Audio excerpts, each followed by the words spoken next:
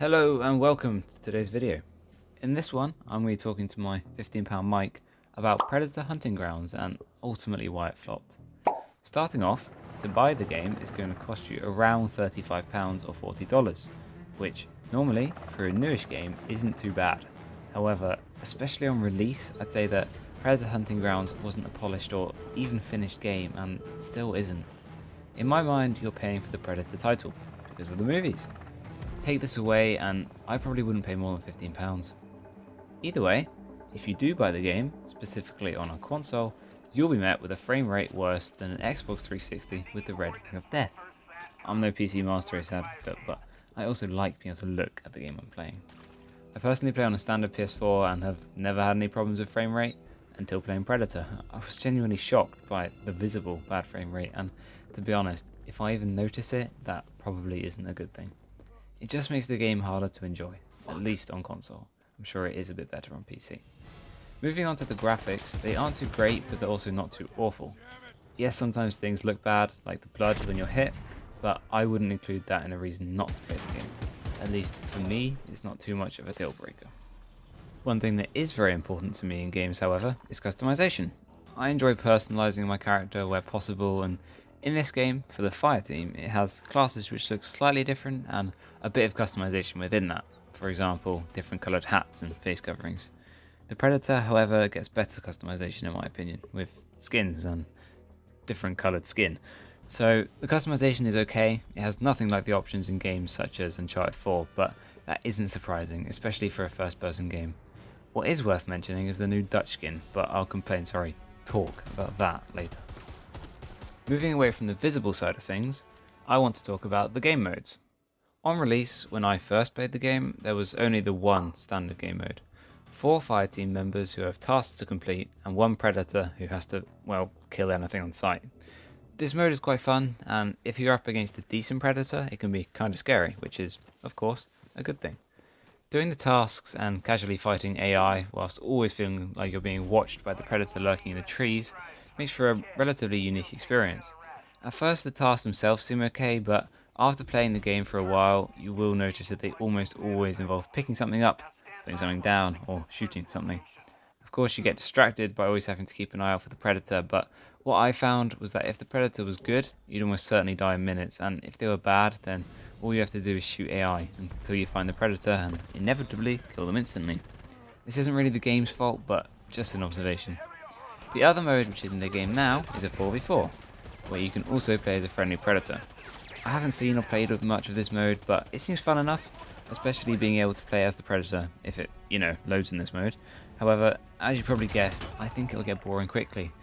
If they added multiple more modes of a similar premise, I think that would have made more of an impact. For example, maybe Team Deathmatch, Capture the Flag, King of the Hill, etc.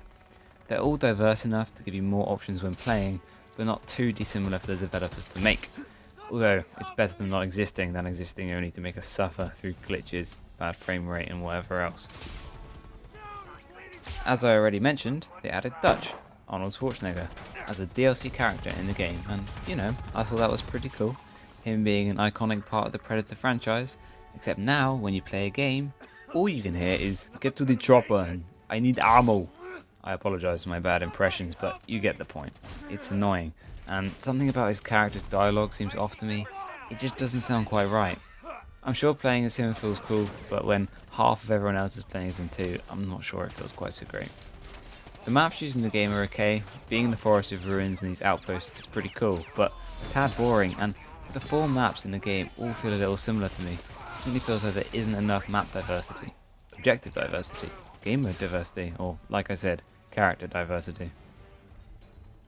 Now, for the game overall, I liked the idea, and I thought it had some great potential before it came out, only to be let down, similar to how my parents feel. In fact, don't get me wrong, it can be fun to play, but after a few games of repetition with mundane tasks and bad AI, you'll only want to play as the Predator, and it seems everybody else feels the same, because the amount of time it takes to get even a chance to play as the Predator is ridiculous.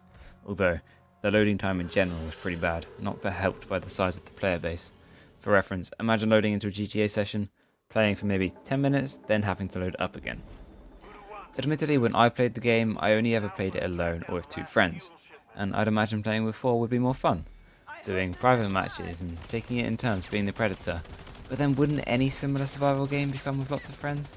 Besides, so many games have a sort of survival mode in. Take Slasher in Modern Warfare and many other games, for example. Yes, it's perhaps not as exciting as playing as or running from the Predator, but does that really warrant spending at least £30? And if you have more than 5 friends, which I obviously do, you're extremely limited in the game. Despite it all, if you're a massive Predator fanatic and want to buy the game, I wouldn't stop you.